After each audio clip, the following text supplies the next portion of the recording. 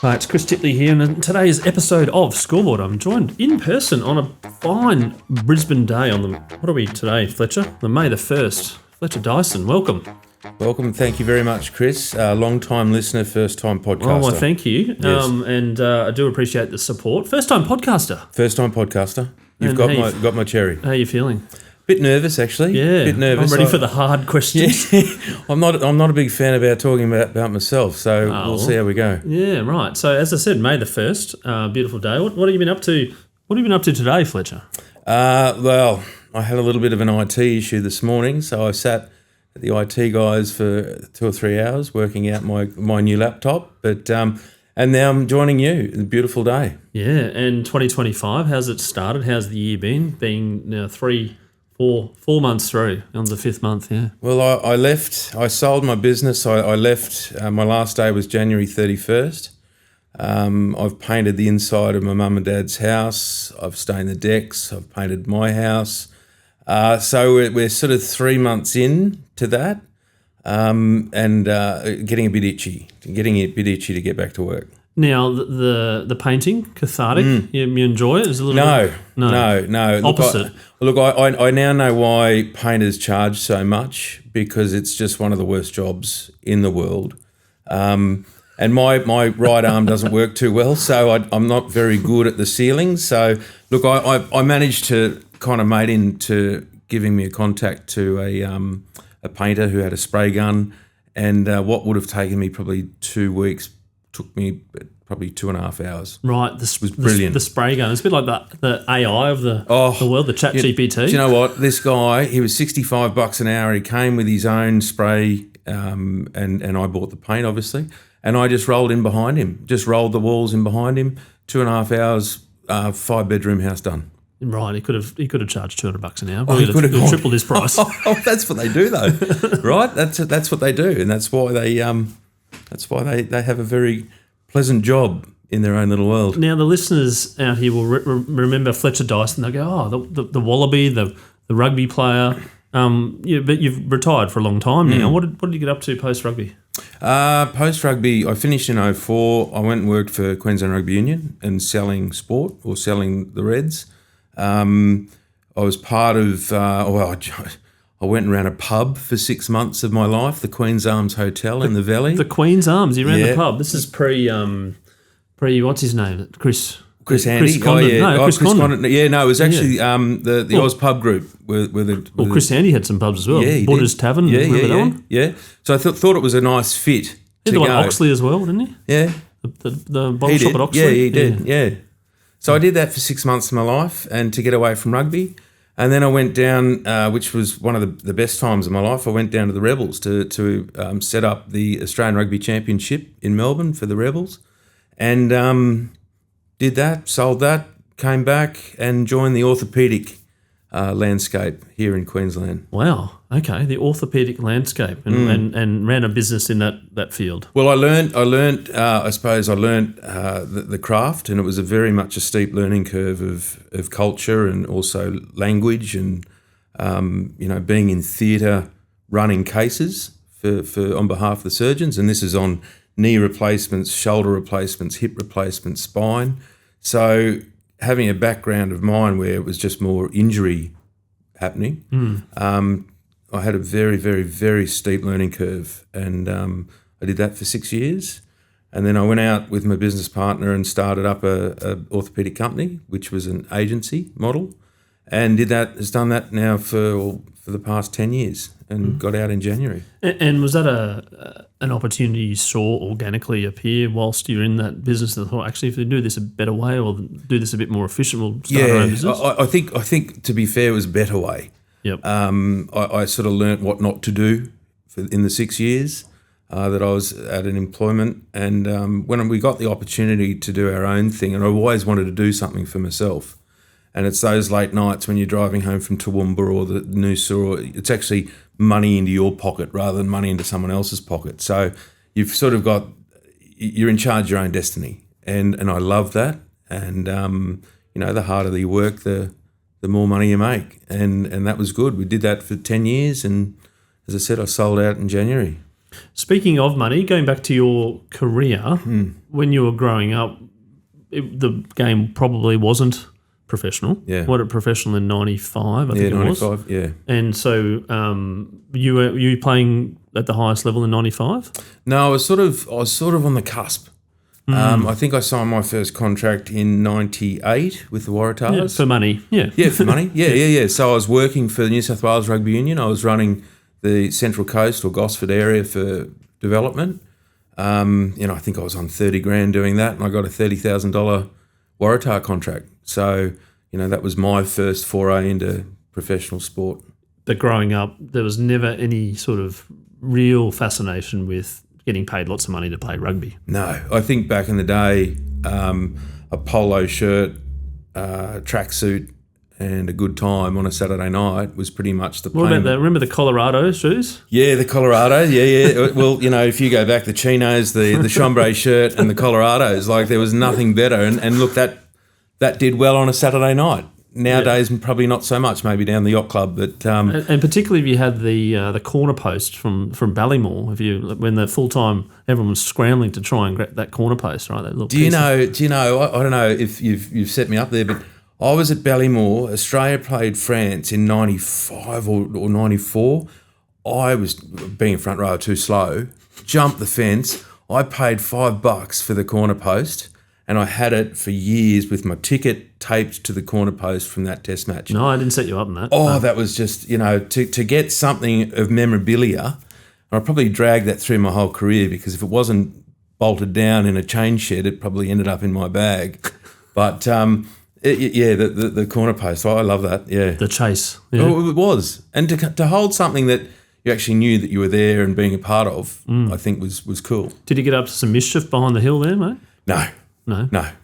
Playing footy and fighting with your mates and all that sort of stuff. No, well, I was lucky enough to exit out of Brisbane. I went to Armidale University straight from school, so I missed the Colts, that sort of frivolities on the hill. On the hill, yeah, back in the days at Ballymore. Still going strong, Ballymore, by the way, as a stadium. It's beautiful. I love it. Rugby. Did you watch it as a kid? When did you first pick up a ball? How did you sort of get into it? I was born in Victoria and I played AFL. I was a centre-half forward in the Eltham sort of district in Melbourne. And my parents moved to Queensland when I was 14 and I went to a local high school where I was growing up. And let's just say if I had stayed at the local high school, I was on the one-way ticket to the Wacol Juvenile Justice Centre. Mm-hmm. So I went to John Paul College down in Daisy Hill. Yep. And we were auditioning for the spot there at the school, and the master said to me, "Are you religious?" And we'd sort of not touched on that, Mum and Dad, and I sort of looked at them, and they said, the rugby master said, "Do you play rugby?" And I said, "Well, yeah, I will." And I was only a young kid. I was a little fat boy, and the thing that I love about rugby is that it's for all shapes and sizes. And for the first time, I suppose, in year 7 or 8, people sort of love the fact that I was a bigger kid. I used to get sort of picked on as a young fella. And I found rugby. I started off as a loose head prop and finished my career at tight head prop. So I made two jumps over. Bit. Yeah. Well, they say you wear your IQ on the back of your jersey. I went from 1 to 3. That's probably the metres difference from the positioning as well, 1 to 3 metres range. So you John Paul College, the rugby coach, remember his name? Tony Nutt was his name. Yeah. And he just said to me in the interview, "Are you religious? Do you play rugby?" And I said, "Yeah, I'll give that a go." And I think that my greatest tackle I ever performed was my first game for John Paul, and the opposing 5/8 was running out to drop the ball out from a 22 dropout, and I tackled him. One of the greatest tackles I've ever made. Yep. It was sort of a static tackle, but that was it. That was the start of the career. And what did you enjoy about rugby at that point in time? I think from the school point of view, it was either soccer or rugby, and there are different terms now and different systems and things now. Yeah. They've sort of mixed it all around, yeah. But it was black or white really, and so I decided rugby.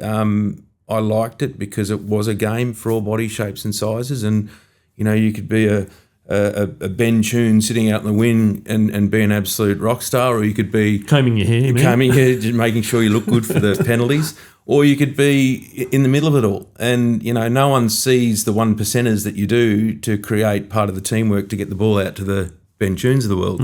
So I like that. I like that. That sport was good. Did you ever have this sort of feeling like there was two teams? There was the forwards and the backs? Only on a Saturday night there was the two teams. No, look, I think we used to love having the fly half part of the forward pack because they used to sort of promote you from your 22 down to their 22. So 9 and 10 were sort of surrogate forwards. And then when you started playing rugby and you enjoyed it, right? When did you realise that you were pretty good at it? I went to Armidale University and I saw a sign up for New England rugby, and it was under 19s. When you go to Armidale, when you play country rugby, I skipped the Colts side of things. So I actually was 17 playing against men. Straight up. There's no straight up. In between divisions there. No, so you're playing on a Saturday morning against Urella, and the scrum stinks of Bundaberg rum, and so that's your sort of welcome to first grade smell? Yeah. I sort of got to like the smell after a little while, but I started making provincial sides. So to get through to the New South Wales under 19s, there's New England, Northern Province, New South Wales Country.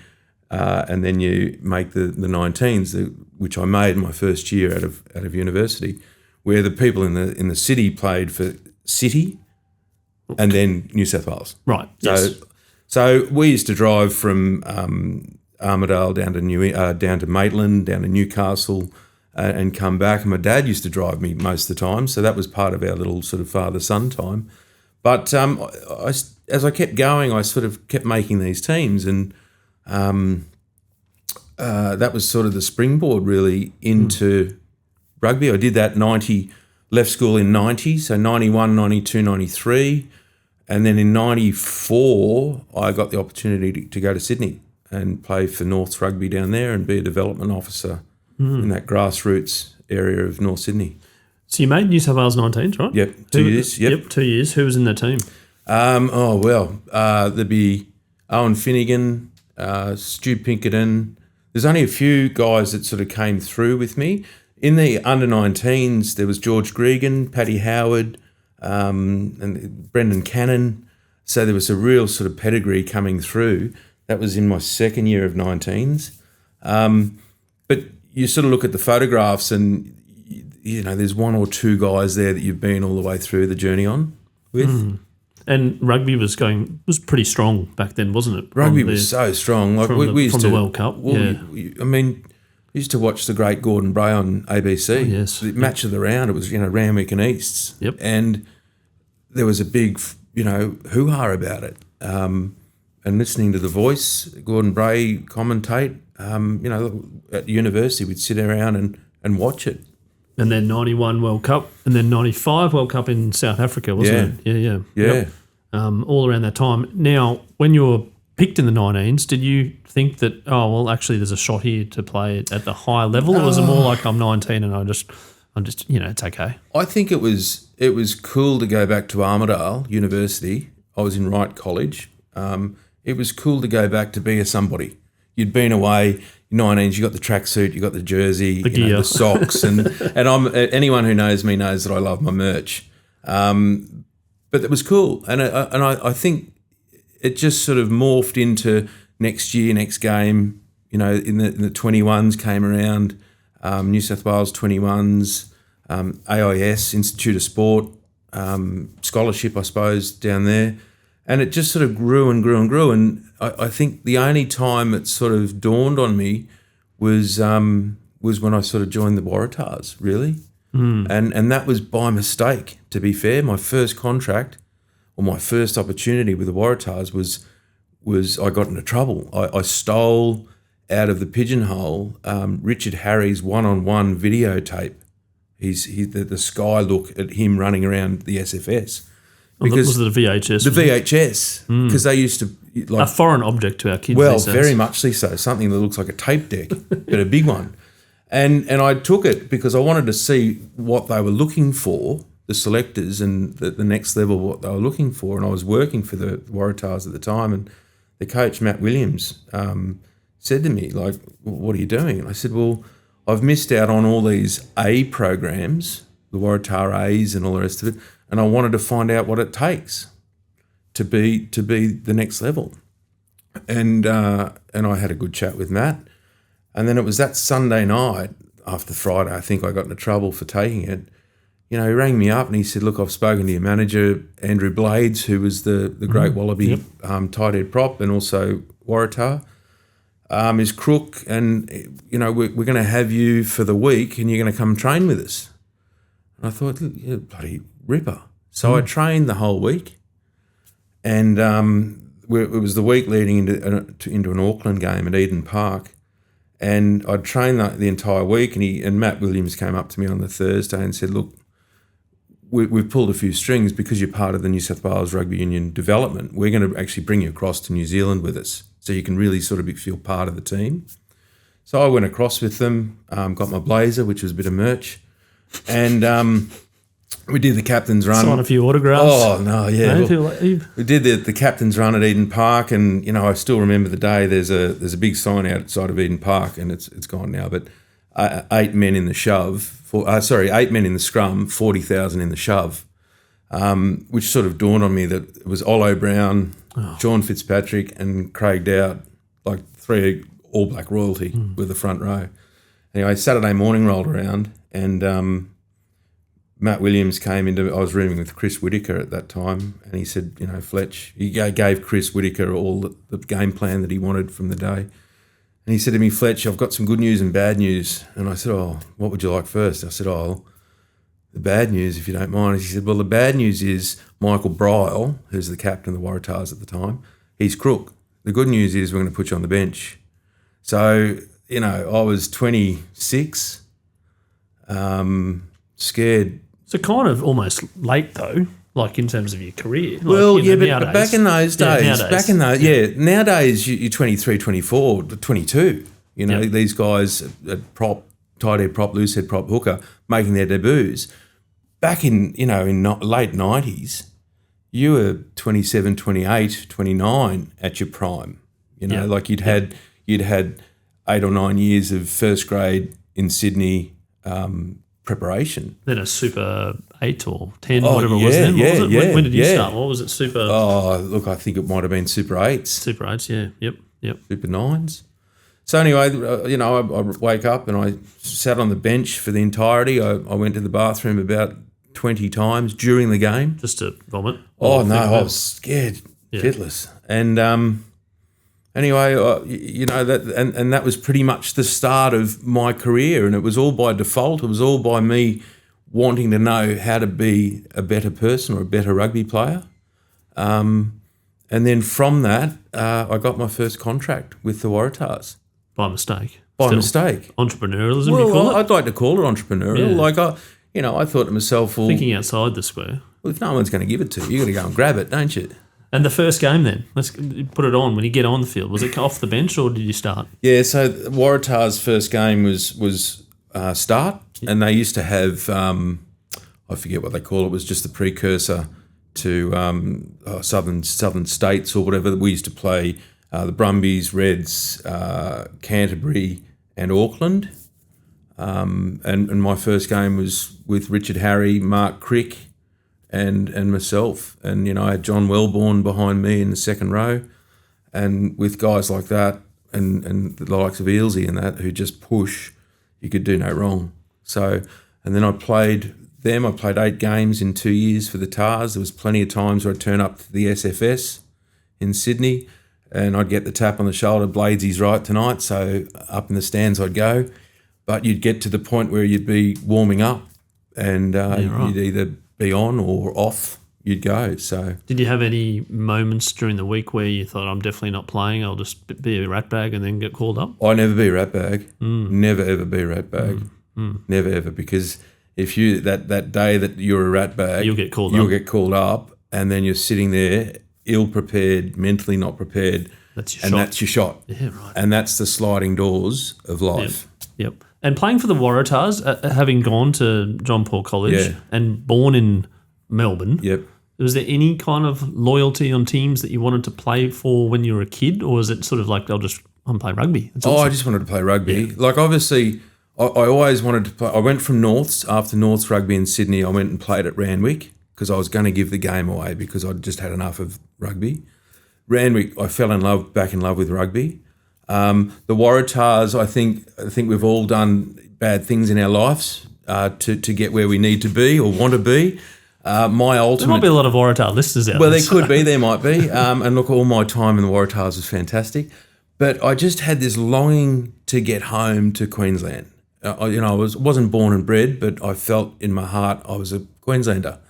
And I just wanted to get back, and through the development officer with New South Wales Rugby, I used to deal a lot with the Queensland guys, and we'd go away and do development camps and things like that.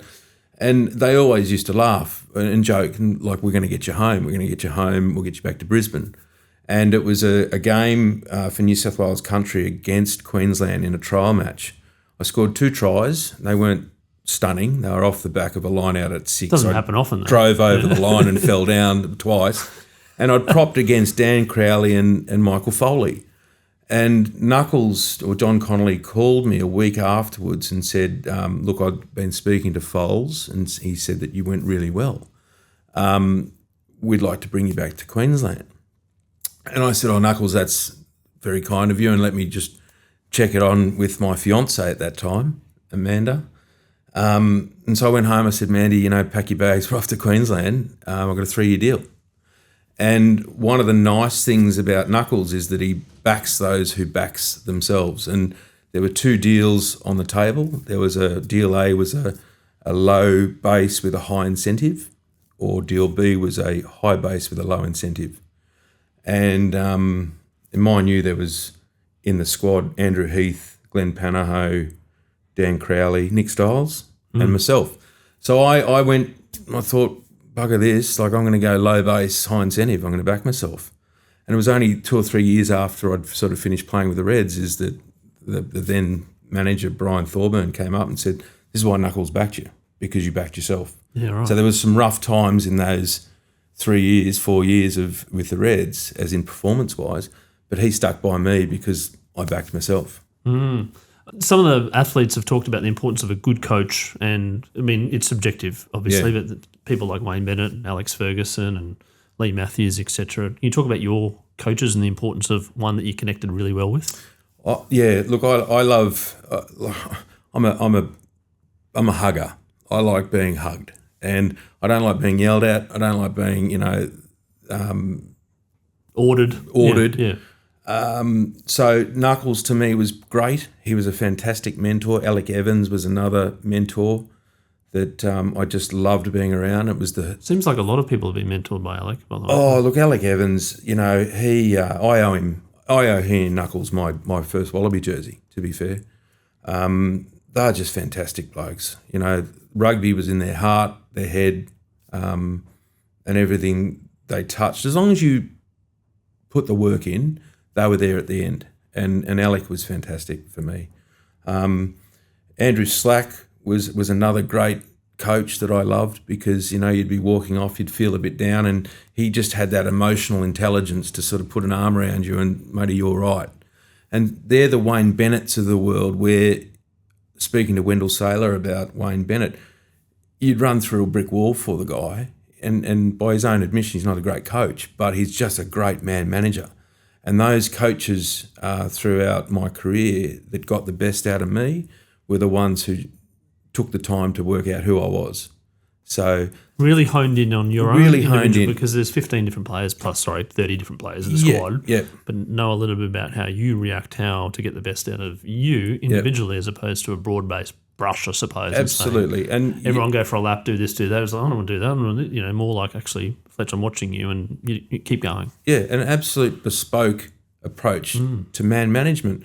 And you take that into the business world. Everything you've learned there, you tap into the business world, and you get the best out of people. The Reds or the Wallabies or professional sports people, they're there at the top of the tree because they're good. It's the good coaches that can actually tap in to make them better. And those coaches, as I said, Jeff Miller was another one. They were great, because they actually took the time out to understand the player. Now, I don't know how it goes this day and age with such a transient population, but you take 5 or 10 minutes out to find out who the player is, you'll get 10 times out of them, 10 times effort. And the era that you played, mental health wasn't as prominent as it is now in terms of keeping your head right. And do you remember aspects of that, I suppose, as a player and things not going your way, and you're skillful enough and you know that you've done the reps, but then things just don't add up a little bit in your head? Yeah, look, I mean, everyone goes through their dips. It was a time where I sort of not hit rock bottom, but the doctor at the Reds, Greg Smith, and we went for a walk. We're in Canberra. We went to the Blue Poles, and it just sticks in my mind because it's just because mental health back then, it wasn't top of mind of people, and again, those people in your life that actually take the time out to understand who you are and how you tick, I mean, they're the ones you want in your corner. And Smithy just sort of understood where I was mentally in some of those sort of times. And as I said, no one's there to cradle you when you're feeling like that. But, he just had a sense that I needed to have a little bit of a spell, and we had a chat, and it was good, and you feel cathartic because you feel good about it. You can talk to people. And it's only in the last, 5, 10 years where it's become part of conversation. And it's great. The progression forward in terms of transparency. Awesome. Yeah, it's awesome. And no one, as a bloke, you don't have to sit behind and go, oh, God, this is a sign of weakness. And it's brilliant. You can have a chat about it, and you can check in on your mates to make sure they're okay. So it's sort of gone a bit full circle. The call up to the Wallabies back then, how did that happen? Was it an email? It wasn't an email, was it? Would it have been? Would it have been a phone by telex. By telex or a fax machine? A letter? A formal letter? Rod McQueen. McQueen called me. On your mobile? Yep, on my mobile. Did you have his number? No, it came through as a no ID, caller ID. It's just, back in the day, there's probably not scam calls. There wasn't scam calls. There wasn't some call centre calling you. And it was Rod McQueen, sorry. And look, I got a bit of an inkling from Knuckles and Alec Evans around that you'll be getting a call, and nothing happens until you get the call. And Patricio Noriega was crook. Again, a little bit defaultish. I mean, I'd earned my right to be there. Fletcher, yeah? Hey? You make your own luck. Well, absolutely. Hard work brings good luck. And I thought to myself, well, this is my time. So I went up to Caloundra, where the Wallabies were based, and it was first day, and it was merch day. You walk around with a big bag and just fill it up with Mizunos and tracksuits, and it was brilliant. You're like, I'm making the most of this. I did. I made the most of it. And then first training, I got to meet Steve Nance for the first training session, and my God, he just obliterated everybody, just blew everyone off the park. We got absolutely spanked. And I thought to myself, here I am, Wallabies. Yep. And then the first game? Against Argentina at Ballymore, which was the last test match. Which would have been a little bit bittersweet for Patricia not playing. Don't care. Yeah. So 2000 at Ballymore, which was the last test match to ever be played there. You played in the last test match at Ballymore. Yeah, and we won 53-3. And Freddie Mendez was the hooker for the Argentinians. I remember on a 50-metre scrum. I remember the game going like that. It was just a blur. But 50-metre scrum, he decided to start headbutting me just to welcome the young fella in. And I unleashed a little bit of fury. Daniel Herbert had scored under the posts. The referee brought it back, penalised me, gave me a little talking to, gave Argentina a penalty. But after the game, Rod McQueen sat down with Michael Foley and just said, what's going on, what was going on? And he said, well, the old bloke was testing the young guy. What did you want him to do, back down? And so then McQueen came over to me and put his hand on my shoulder and he said, you've done well tonight, son. Well done. So So he was happy, but Daniel Herbert was not. Well, he might have hurt Herbie's sort of try. And potentially could have been the last ever try as a Wallaby at Ballymore. At Ballymore, yeah. And I turned that around nicely, Chris. Nice. Thank you. I feel bad now. Sorry, Herbie. Herbie's a nice guy, one of the nice guys. But then you played in some absolute rippers as a Wallaby and your first ever game against New Zealand. Stadium Australia 2000. I was listening to Sterling Mortlock talk about the same thing. He and I debuted in that first game together against Argentina, funnily enough. But that game at Stadium Australia, still a world record crowd, set up for the Olympics, 24-0 after not long. And I thought to myself, this is going to be my international career done and dusted. This is the All Blacks. But turned out to be one of the greatest test matches ever played. And I was part of that, lucky to be part of it. Even down to the haka, Carl Hoft, who was the gentleman that I was up against. The haka, he just looked into my soul. He did not break eye contact all the way through.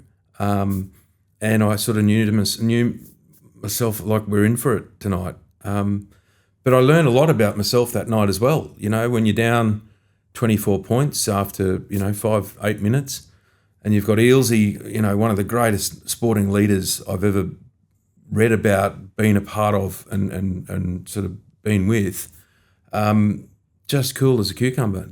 No swearing, just down under the goalposts, getting back to our process, the accountability, what we were going to do to get back, and I think at halftime we're 24. Yeah, 24 all, wasn't it? Yep. I think what was the final score, like 39, 38 or something? Oh, I think it was 32-35, I think. With Lomu and the right. Jonah Lomu, he 6'3", 118 kilos. I used to sort of not giggle, but wingers don't tackle, and especially up against Jonah Lomu. George Gregan had it down pat. He used to liken it to putting a stick through the spoke of a wheel. So if he could get himself in between Jonah's legs, you sort of could bring him down if you weren't chopped in half. Yeah. But 30 seconds to go, he broke down the sideline, tiptoed down the sideline, came around and put the ball down. Just the classic Australia-New Zealand All Black matches that have happened around that era. Around that era, it was 1 point, 2 points. There was not much in it, and just the mental belief, I suppose, dragged us through that game. And then we backed it up in Wellington. I think it was about a week later. Again, down to the wire. Yeah.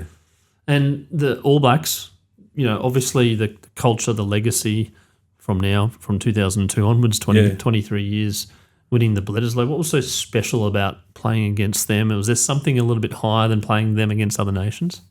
Well, to be really honest, I looked up to them. They're the All Blacks, and for years, you sort of grew up watching Australia and New Zealand, but actually to be playing against that black jersey was just mind blowing.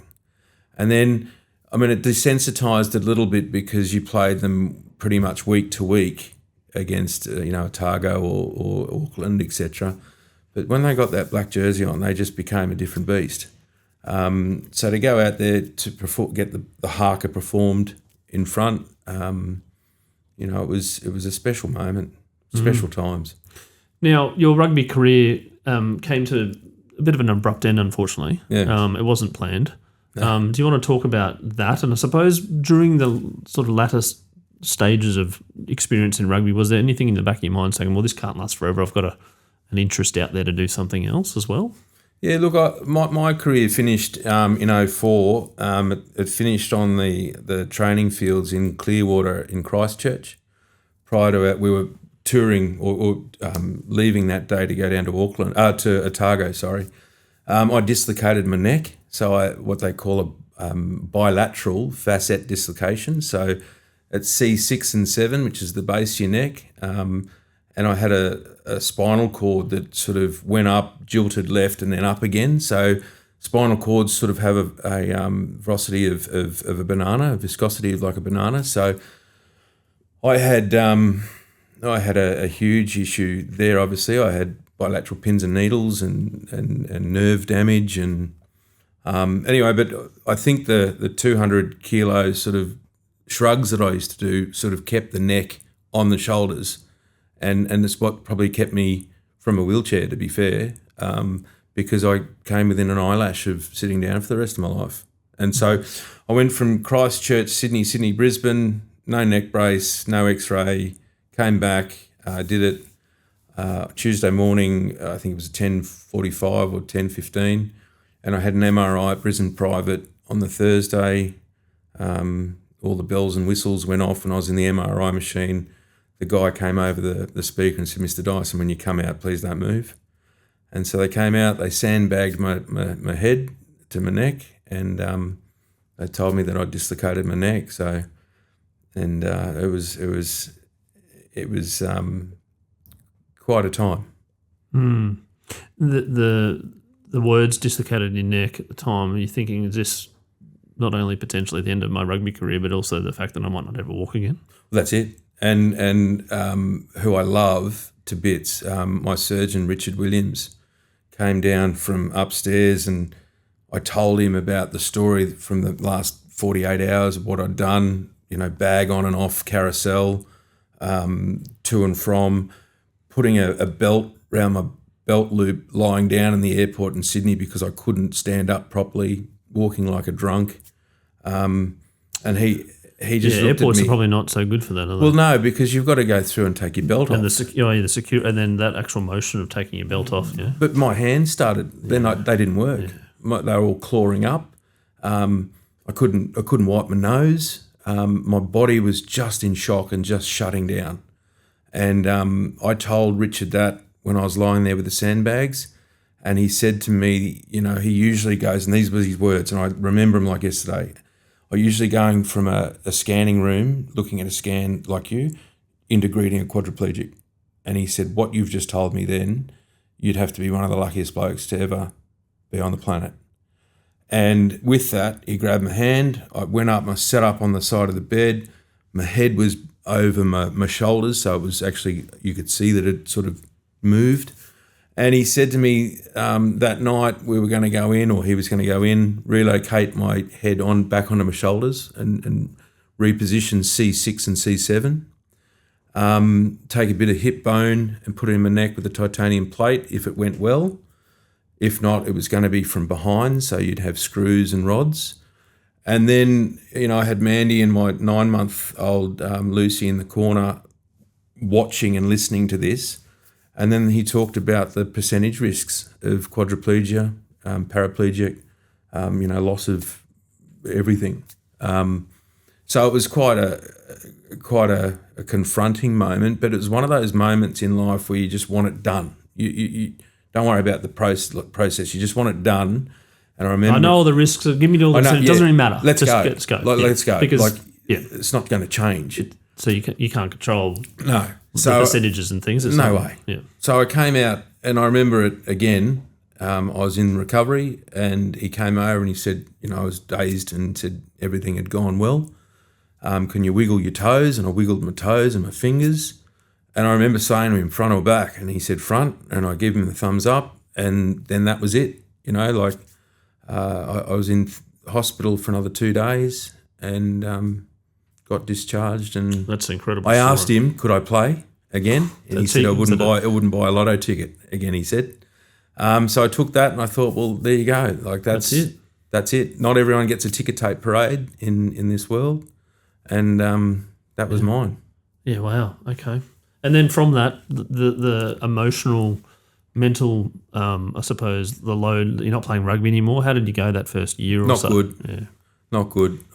Something's taken away from your love, right? When it's taken away from you, I couldn't watch rugby for another 5 or 6 years. I could not do it because the guys that I was playing with were still playing. They were still current. And, I'd gone from $250,000 a year on a pedestal, playing the game that I loved, to nothing. I was my contract. Watching all these blokes run out there, walk and run, and you're going, I can't do that. Yeah. And I immersed myself. I did a bit of speaking for Spinal Injuries Association, and I remember talking to the CEO about my injury, and he said, "Oh, look, we get a lot of quadriplegics in there with the same injury, and that they'll put their leg up against a radiator and have 3rd-degree burns because they can't feel their legs. I couldn't feel the top of my index finger, and I met a guy who did exactly what I did. So bilateral facet dislocation, hopping out of a spa bath, and he was in a wheelchair. So that whole survivor guilt that I had afterwards was messing with my head as well. But it was probably a good 5 or 6 years before I actually went back and watched rugby, because it hurt, it hurt a lot not being a part of it. And as I said, not everyone gets a ticker tape parade, but not everyone also gets a titanium plate and a bit of hip bone in their neck after it all. And from that, it hasn't restricted you to jump on a bike. No. It gave me Tourette's. I have a bad case of Tourette's. I swear a lot. I've got a doctor's certificate to... Well, there's some early age listeners that listen to this podcast, but not mostly people are in their 40s that listen to this podcast, so feel free to swear away. It's only at schools, at kids' sport now. I went on probably 4 or 5 years post my operation. I'm not allowed to go on roller coasters and things like that, but I remember doing the old Defiant thing. I was down at Movie World. I went on that Superman ride. My wife, Mandy, was, you can't go on this. I was like, I'm going to go. I'll choose this, thanks. And I went. So there's those small little bits and pieces. I remember being at the top of Threadbow at Crow's Nest, and I probably had a few Crown Lagers too many, and I thought, you know what, I'm going straight down. So I had that sort of... The body's relaxed. And if we hit something, we're going to be good. So, but over time, you sort of get used to... Yeah, but you've also done some very long bike rides and for a good charity as well. Yeah, so involved with motor neuron disease, so M&D and me. We've done, we went to New York Marathon 2015. So, sorry, just touching back, look, 2015 New York Marathon. Yeah. And when was the injury? 2004. 2004. So 11 years, yeah. 11 years later, on that bed, when they said you've got a broken neck. Yeah. 11 years later, you reckon you'd be running a New York Marathon? No way. It's incredible. No way. Going backwards, I couldn't get myself out of a bath because all my triceps and biceps and strength had gone. I dropped 4 suit sizes in a month. It just went like that. So fast forward 11 years, my wife and I were part of the charity. We did the New York Marathon.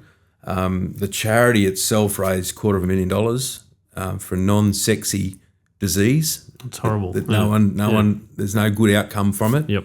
There's no good outcome and no rhyme or reason. No. I had a good mate of mine who was 42, diagnosed. Even the rugby youth vendor has ours. Yep. Horrible. My mate had to go home, tell his wife, 2 kids, 27 months. Yep. That's it. Thanks. On average. For no, didn't smoke too much, drink too much, all this sort of stuff. There's nothing. There's no kind of it's just a... Yep. Your card. Your card, yeah. So we did that, which was awesome. I've ridden from Brisbane to Sydney, 1,000K for motor neuron disease, which was brilliant. Townsville to Brisbane, which is 1,500 or so, 1,700.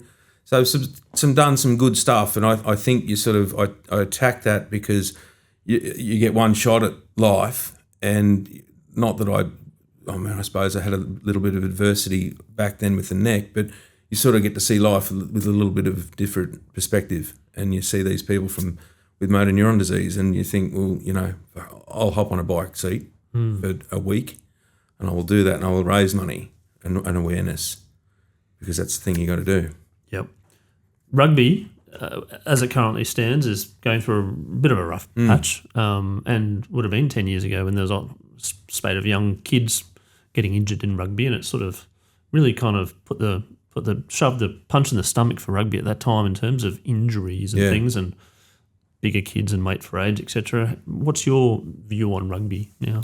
Oh, look, I understand that we went through that spate. I went up to visit one of the guys at the PA, and it was confronting again to see that sort of stuff.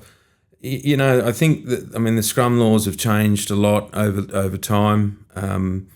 I think there's got to be more awareness around front row play, especially in scrums, because we're a unique game. As I said before, different sizes. Yeah, we're all unique body shapes and sizes. So, unfortunately, there's a stigma around front row and scrums, and that, you don't want to put people or kids into bad environments where they're at risk. So proper teaching, coaching, like I love coaching front rowers, because you can sort of start to teach them what not to do, or tell them what not to do, and how to do, and how to get yourself out of trouble. Look, I think rugby will always have those the scrum engagements, because that's what the game is. And I think if we don't do that, we sort of go a bit more of a league mentality. I mean, we've got a flatline defence at the moment, flatline attack. We have something that caters for our body shapes and sizes. Yep, no, 100% agree.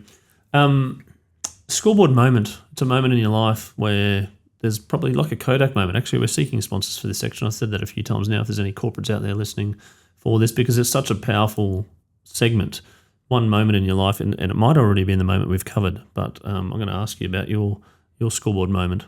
I think, Chris, we've spoken about it briefly, but that 2000 game, or year 2000 against the All Blacks Stadium Australia, underneath the goalpost there with Ealesy talking about it, I learned so much about accountability, discipline, resilience, all wrapped up in about a 20-minute live instructional video of life. 24-0 to 24-all. Absolutely. And you know what? At the end of that night, honestly, I still think we won that game because of the resilience shown. And you only have to pull that in to mimic life. I got a great quote, and I love it. And it's: the true measure of a man is not where he stands in moments of comfort and convenience, but where he stands in moments of challenge and controversy. That's a Dr. Martin Luther King, and I live my life by it. I love it. If I had a big enough arm, I'd tattoo it. But that night, I learnt who I was, and I watched 15 other blokes also look themselves in the eye as well. It was great. Mm. And then on that, your favourite all-time sporting moment? Oh, my all-time sporting moment. It's a tough. That was the wrong side of the ledger at the end of the day for that particular game, but the following week was pretty up there with one of the great moments. Well, one of the greatest. You segue nicely. Ealesy looking around for Sterling Mortlock. Now, I love Sterling very much, but he couldn't hit the side of a barn that day, and from a foot away. He'd probably admit it too. He probably would, because he's a good guy. But Ealesy just had the ball and slotted this pill over the goals. I remember Craig Dowd gave the penalty away with 30 seconds to go. Ealesy slots it.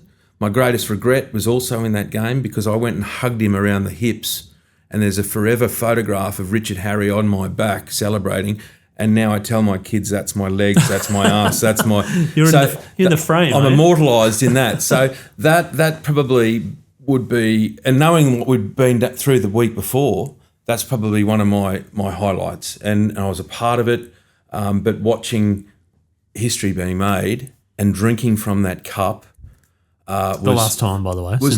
Last time. 23 Interesting, though, that day, my dad was in the crowd, and for some unknown reason, and I don't know how he did it, he talked his way from the top of the grandstand down into the Wallaby chain shed, drunk out of the Bledisloe, and he said, "I'll leave you alone now," and walked off.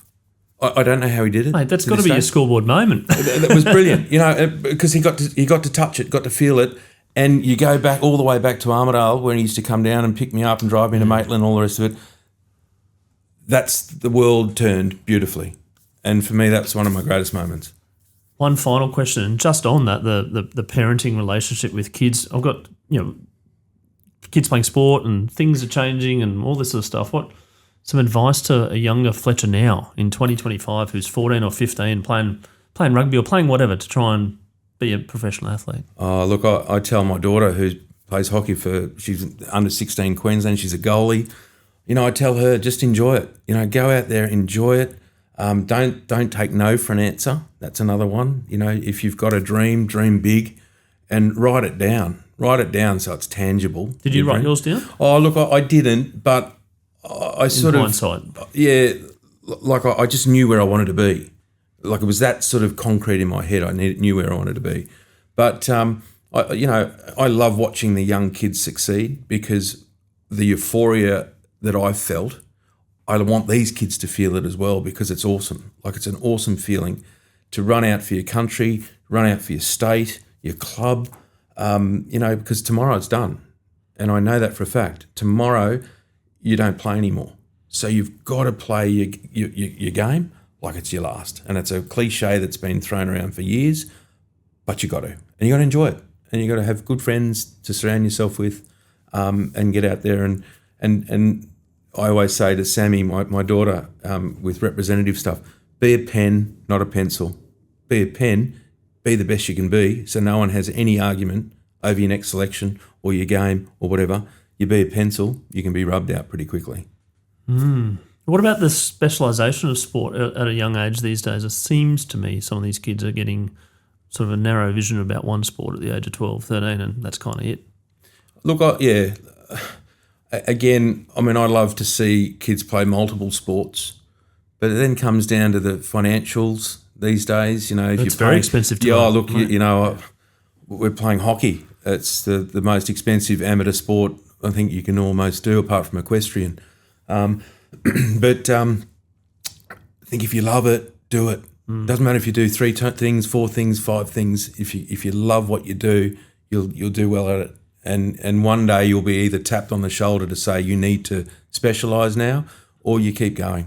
And when people hear the word Fletcher Dyson, they think of a rugby player, they think of played provincial, played for the Wallabies, played in some of these great games. What do you want people to remember Fletcher Dyson by?